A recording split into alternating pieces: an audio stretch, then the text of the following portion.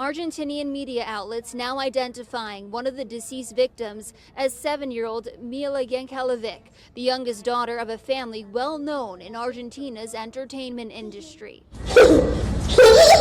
She and 4 other girls were on board a sailboat along with their 19-year-old counselor, receiving lessons through the Miami Yacht Club when their sailboat collided with a barge.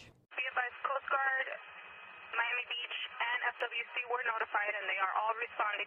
Mila and a 13-year-old girl were pronounced dead at the hospital, while 2 others remain in critical condition. Officials say a 5th camper and the counselor walked away without injuries. The Miami Yacht Club absolutely devastated and sharing this message on social media that reads, "Out of respect for the families impacted and to allow for the necessary response efforts, the Miami Yacht Club campus, including all our partnering organizations' facilities, will be closed until further notice."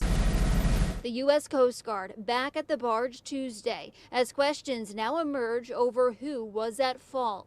What went wrong? How could this have been prevented? Maritime attorney Brandon Vogt says it's a complex situation. So it's not so straightforward. Was the barge responsible? Was the tug responsible? Both the barge and the sailboat required to follow the U.S. Coast Guard's rules of inland navigation.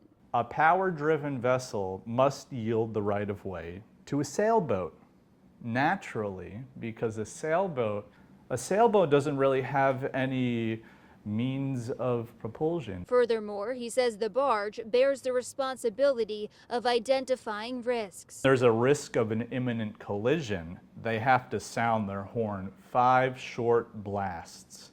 Perhaps they did that.